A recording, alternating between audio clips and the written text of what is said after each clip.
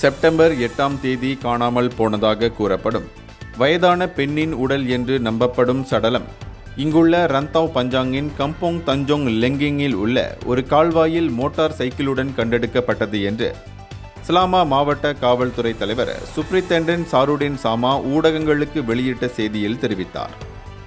கடந்த செவ்வாய்க்கிழமை காலை 11:45 மணியளவில் அப்பகுதியில் சாலையோர சுத்தம் செய்யும் பணியில் ஈடுபட்டிருந்த ஒரு மண்மாரி இயந்திர ஓட்டுநரிடமிருந்து உடல் கண்டெடுக்கப்பட்ட தகவல் தனது தரப்பினருக்கு கிடைத்ததாக அவர் கூறினார். சுத்தம் செய்யும் பணியை மேற்கொண்ட போது புகார்தாரர் பள்ளத்தில் ஒரு மோட்டார் சைக்கிளை கண்டார்.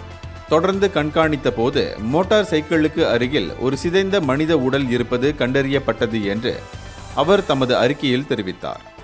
மாவட்ட காவல்துறை பதிவுகளை சரிபார்த்ததில் செப்டம்பர் 8ஆம் தேதி காணாமல் போனதாக கூறப்படும் ஒரு வயதான பெண்ணின் பெயரில் மோட்டார் சைக்கிள் பதிவு செய்யப்பட்டுள்ளது தெரிய வந்தது என்று சாருடின் தெரிவித்தார்.